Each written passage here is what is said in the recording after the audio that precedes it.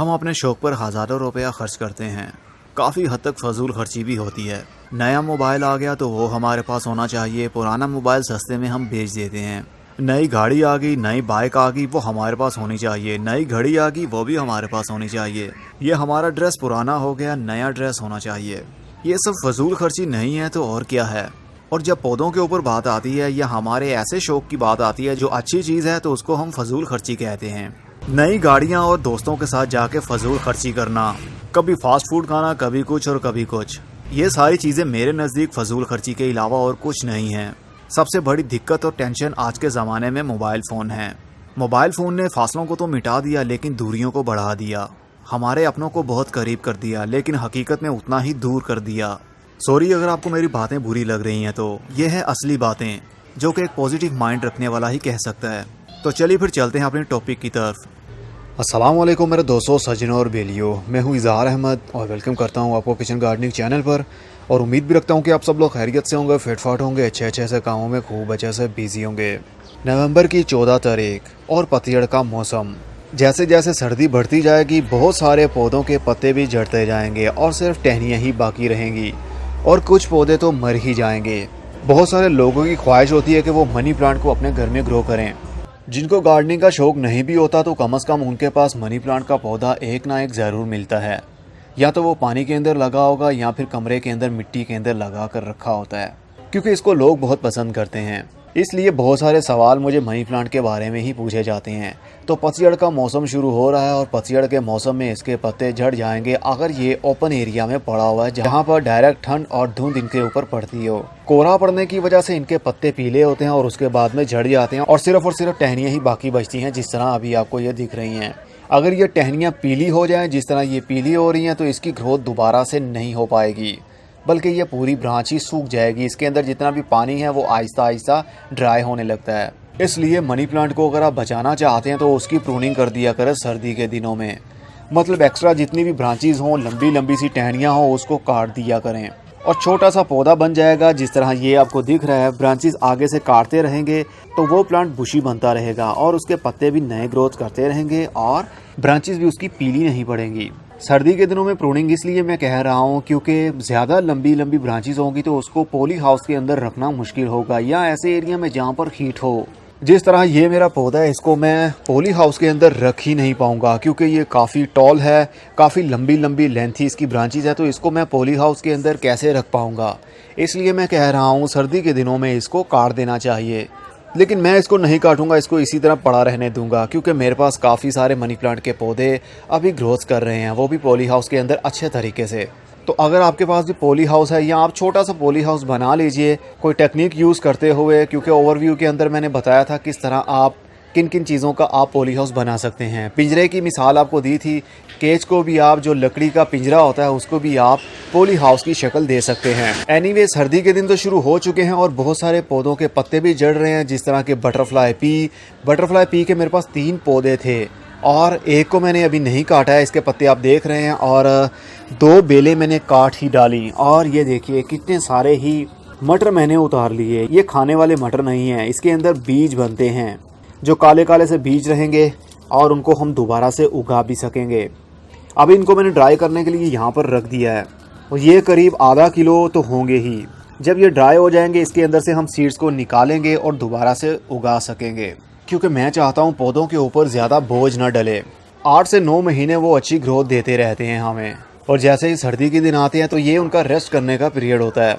नवंबर, दिसंबर और जनवरी ये 3 महीने इनके रेस्ट करने के हैं। इसलिए इस पीरियड में आप पौधों को ओवर वाटरिंग भी बिल्कुल मत करें। जिस तरह के ये वंडरिंग जीव है, इसकी ग्रोथ आप देख सकते हैं काफ़ी पीली भी हो रही है, पत्ते भी ड्राई हो रहे हैं, लेकिन इसकी एक रीज़न है। इसको सर्दी से कोई प्रॉब्लम नहीं होती है, प्रॉब्लम तब होती है जब ये ज़्यादा लेंथी होने लगे।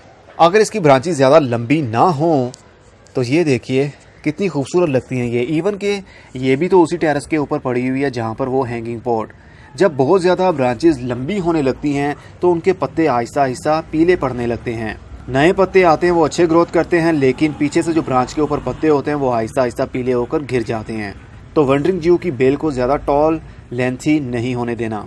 अगर आपके पास पॉली हाउस है तो फिर कोई भी प्रॉब्लम नहीं है आपको। पॉली हाउस के अंदर जितनी मर्जी लेंथी हो, क्योंकि पॉली हाउस के अंदर टेम्परेचर और ह्यूमिडिटी लेवल इंक्रीज़ रहता है हर टाइम। जो कि पौधे की ग्रोथ के लिए अच्छा माना जाता है। और एक बिग चेंज लाने वाला हूँ मैं अपने टेरेस के ऊपर। जानता हूँ आप फिर से कहेंगे कि आप अपने टेरेस की सफाई क्यों नहीं करते, तो मैं बहुत बार सफाई करता हूँ लेकिन फिर से गंद पड़ जाता है। क्या किया जाए। बहुत ही बड़ा प्लान है मेरा। यहाँ पर जैसा कि आपको मैंने बताया हुआ है, यहाँ पर एक लकड़ी का स्टैंड बनवाना है 3 स्टेप वाला, लेकिन अब मैं सोच रहा हूँ 2 स्टेप वाला यहाँ पर बनवाऊँ और 2 स्टेप वाला यहाँ पर बनवाऊँ। और ये वाला जितना भी सेटअप है इसको उतार दिया जाए और इसकी जहाँ पर एक ट्रॉपिकल गार्डन टाइप बना दिया जाए, मतलब कि इसको सील कर दिया जाए, वो भी फाइबर प्लास्टिक की शीट से जो ट्रांसपेरेंट होती है, शीशे की तरह होती है। अक्सर आपने देखा होगा किसी पार्क में आप जाएं तो वहाँ पर बोटेनिकल गार्डन बना होता है, मतलब शीशे का एक घर बना होता है जिसके अंदर बहुत सारे पौधे भी लगे होते हैं और आप लोग सैर भी करते हैं उसके अंदर जाकर। तो बस समझ लीजिए उसी टाइप का मैं एक बनाने वाला हूँ, क्योंकि इस ग्रीन नेट की वजह से प्रॉपर धूप यहाँ पर नीचे नहीं आ पाती, जिसकी वजह से कुछ पौधे ऐसे हैं जिनको धूप अच्छी लगती है लेकिन यहाँ पर प्रॉपर धूप नहीं आ पाती। तो ये तो बात की बात है, लेकिन अगर मैंने वो बना लिया, यकीन मानिए बहुत ही ज़बरदस्त किस्म का बड़ा सा पॉली हाउस बनेगा जिसके अंदर मोस्टली हर टाइप का पौधा अच्छे से ग्रोथ कर पाएगा। उनके पत्ते भी ग्रीन रहेंगे, उनको फ्रूटिंग भी अच्छे तरीके से होगी, क्योंकि फुल टाइम के लिए यहाँ पर धूप भी आएगी और नमी भी बनी रहेगी। लेकिन ये जब मैं करूँगा तब की बात है। पर्दा बेल की भी मैंने हार्ड प्रूनिंग कर दी है, मतलब पूरी बेल ही काट डाली है। ये देखिए आप कितनी थिक ब्रांचेस हैं इसकी। इसको टोकरी के अंदर लगाया हुआ है और टोकरी भी आहिस्ता आहिस्ता गल रही है पानी लगने की वजह से। तो इसको ऊपर से मैंने पूरा काट दिया क्योंकि मैं अपने पौधे की ग्रोथ अच्छी चाहता हूं। लेकिन अगर आप ना भी काटें, कर्टन वाइन जिसको पर्दा बेल भी कहते हैं, जिसको सेहरा बेल भी कहते हैं, अगर इसको ना भी काटें सर्दी के दिनों में तो भी ये ग्रोथ करती है। सर्दी के दिनों में इसके सारे पत्ते नहीं झड़ते और ना ही गर्मी के दिनों में झड़ते हैं, इसलिए इसकी प्रूनिंग ना भी करें तो भी चलेगा। लेकिन मैंने ये सब कुछ टेरेस के ऊपर करना होता है और सब कुछ मेंटेन रखना होता है, इसलिए मुझे करना पड़ता है। अंगूर की बेल के बारे में पूछा जा रहा है, क्या उसकी ग्रोथ होती है सर्दी के दिनों में, या कह रहे हैं उसकी ग्रोथ रुक गई है, पत्ते पीले हो रहे हैं, कौन सी खाद यूज़ करें। तो मैं अर्ज़ कर दूं कि ये सर्दी के दिनों में अपनी ग्रोथ कंप्लीट रोक देती है। सारे के सारे पत्ते पीले होते हैं और उसके बाद में गिर जाते हैं, सिर्फ सूखी सूखी सी टहनियाँ ही बाकी रहती हैं। देखने पर ऐसे लगता है जिस तरह पौधे के अंदर जान ही ना हो और ये टहनियाँ बेकार हैं, लेकिन ऐसा बिल्कुल नहीं है। अंगूर की बेल की एक आदत है, सर्दी के दिनों में वो रेस्ट में चली जाती है और जैसे ही 15 फरवरी का महीना आता है तो इसकी दोबारा से ग्रोथ बढ़ने लगती है। सूखी सूखी टहनियों पर भी नए पत्ते आने लगते हैं, इसलिए घबराइए नहीं, कोई भी खाद देने की ज़रूरत नहीं है। और इसी तरह झुमका बेल जिसको रंगून क्रीपर बोलते हैं, इसकी ग्रोथ भी रुकने वाली है। सर्दी के दिनों में पत्ते पीले होंगे और उसके बाद में झड़ जाएंगे, सिर्फ टहनियाँ रहेंगी। बुगनविलिया बेल का भी यही हाल होता है। नींबू के पौधे के भी पत्ते झड़ जाते हैं, लेकिन फ्रूट जो लगा होता है वो लगा रहता है, वो जल्दी नहीं झड़ता जब तक कि वो पक ना जाए। और ये देखिए हैंगिंग पॉट के अंदर मैंने कर्टन वाइन लगाई हुई है जिसको सेहरा बेल कहते हैं। इसकी ग्रोथ भी तो हो रही है। हैंगिंग पॉट के अंदर ये वाली बेल लगाने की वजह से जब ये थोड़ी सी लेंथी होती है और उसके बाद में झुकने लगती है, लंबी लंबी ब्रांचेस बन जाती है, लटकना शुरू हो जाती है, जो देखने पर बहुत ही खूबसूरत लगती है। अगर एक गमले के अंदर 5 से 6 पौधे राउंड में लगे हों और सारे ही नीचे वाली साइड पर ग्रोथ कर रहे हों, उसकी ब्रांचेस लटक रही हों, तो देखने पर काफ़ी खुशी भी मिलती है। भले ये देखने पर एक नॉर्मल सा पौधा ही लगे, लेकिन नॉर्मल चीज़ को ब्यूटीफुल बनाना आपके ऊपर डिपेंड करता है कि आप उसको किस अंदाज में बढ़ाते हैं। पौधे तो वही होते हैं लेकिन अंदाज अपना अपना। तो मैंने भी इसको एक अंदाज देने की कोशिश की जो आपके सामने है, काफ़ी प्यारी भी लग रही है। और ये नेंथरा देखिए, ये फुल धूप में रहती है, गर्मी हो सर्दी हो, इसको प्रॉपर सनलाइट मिलती रहे तो इसके पत्ते लाल लाल निकलते रहते हैं। और ये बहुत ही कॉमन सी एक आम सी चीज़ है, रोड साइड पर आपको काफ़ी सारी ये उगी हुई मिल जाती हैं। मैंने इसको लगाया हुआ है हैंगिंग पॉट के अंदर और ये ग्रोथ करके पॉट हमें कम दिख रहा है, पौधे की ब्रांचेस ज़्यादा दिख रही हैं, नीचे लटक रही हैं, तो काफ़ी खूबसूरती में इजाफा करती हैं। तो पौधा कोई सा भी हो, खूबसूरत बनाना आपका काम है। और एरिसीनिया, इसको भी मैंने इसी के अंदर लगाया हैंगिंग पॉट के अंदर, ये भी काफ़ी खूबसूरत लग रही है। ये मत सोचा करें कि क्या वो पौधा किसी गमले के अंदर खूबसूरत लगेगा या नहीं, जस्ट आप कर दिया करें। ये तो एक शौक़ की बात है, जैसे जैसे आपका शौक़ इंक्रीज़ होगा तो आपको भी मज़ा आता जाएगा गार्डनिंग में। और ये देखिए फर्न, इसको अक्सर लोग कहते हैं ये फॉक्सटेल फर्न है, क्योंकि इसकी दुम ही ऐसी लगती है, मतलब इसकी जो ये पत्तियाँ निकली हुई हैं ऐसे लगता है जैसे लोमड़ी की दुम हो, मोटी मोटी सी आगे आकर बारीक बन जाती है। लेकिन ये फॉक्सटेल फर्न नहीं है, ये है एस्पैरागस मैरी। फॉक्सटेल फर्न भी इसी तरह की होती है जो आपको अभी दिख रही है, लेकिन ये वो वैरायटी नहीं है। सर्दी हो गर्मी हो इसकी ग्रोथ भी इसी तरह रहेगी, लेकिन बहुत ज़्यादा सर्दी के दिनों में इसके पत्ते झड़ जाएंगे।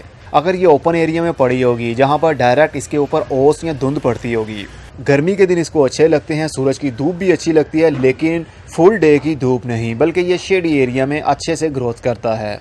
तो अगर आपके पास कोई सी भी फर्न है तो उसको शेडी एरिया में रखें तो ग्रोथ होती रहेगी पूरा साल। डिफिनबाकिया, इसकी ग्रोथ भी रुकने वाली है, सर्दी के दिन शुरू हो रहे हैं। ये वही पौधा है जिसको हमने बड़ी सी कटिंग जिसकी लगाई थी, इसकी ग्रोथ भी हो गई है। और ये देखिए इसके पत्ते भी अब निकल आए हैं, लेकिन जो मैंने कहा था एक छोटा सा अभी बर्ड जो खिल नहीं पाया, मे भी ये खिल ना पाए, और एक तो बड़ा हो गया। मतलब एक पौधे से हमारी 2 ब्रांचेस निकल आई हैं, इसका मतलब 2 पौधे हमसे बन गए। तो नवंबर के महीने में अगर आपके पौधों के पत्ते भी ऑटोमेटिकली पीले हो रहे हैं, इवन आपने कोई खाद नहीं दी, इवन आपने कोई ओवर वाटरिंग नहीं की, खुद ब खुद ही वो पीले हो रहे हैं और जड़ रहे हैं, तो समझ आइएगा मौसम का इफ़ेक्ट उनके ऊपर हो रहा है। सर्दी के दिन शुरू हैं, पतझड़ का मौसम भी शुरू है, जिसकी वजह से पत्ते जड़ रहे हैं, इसलिए आपने घबराना नहीं। और बहुत सारे पौधे ऐसे भी हैं जिनको सर्दी के दिन अच्छे लगते हैं, जैसे कि गुलाब के पौधे। ये देसी गुलाब है, इसको देखिए अब कितने सारी कलियाँ भी लगी हुई हैं और खिल भी रही हैं। बहुत जल्द ये और भी खिल जाएंगी और इनके फूलों का साइज़ भी इंक्रीज़ होना शुरू हो जाएगा। मोतिया, जिसको जैस्मीन कहते हैं, इसकी ग्रोथ भी रुक जाएगी, मे भी इसके पत्ते भी जड़ जाएं अगर ये ओपन एरिया में पड़ा हुआ है, इसके ऊपर डायरेक्ट धुंध पड़ती हो। मिर्ची के पौधों की ग्रोथ, टमाटर के पौधों की ग्रोथ, शिमला मिर्च हो या सर्दी के दिनों वाली कोई भी वेजिटेबल हो, सभी की ग्रोथ होगी इसी तरह। और ये देखिए पैसिफलोरा के पत्ते अब सारे पीले पड़ रहे हैं। आहिस्ता आहिस्ता दिसंबर के महीने तक या दिसंबर के एंड तक ये सारे पत्ते ही जड़ जाएंगे, नई ब्रांचेस बिल्कुल नहीं आएंगी। इसलिए किसी भी पौधे के पत्ते इस तरह पीले होकर गिर रहे हो तो घबराइए मत। उन सभी तक ये वीडियो पहुंचाइए ताकि वो परेशान ना हो, क्योंकि हमें अपने पौधों से बहुत प्यार होता है, लेकिन उनकी केयर के बारे में ठीक तरीके से पता नहीं चल पाता। इसलिए हम जल्दी ही घबरा जाते हैं कि हमारे पौधे के पत्ते पीले क्यों पड़ रहे हैं। तो होपफुली अब तो आपको पता चल गया होगा। अब मैं भी चलता हूँ। खुदा हाफिज़, good bye, see you and tata, और अपना बहुत सा ख्याल रखिएगा।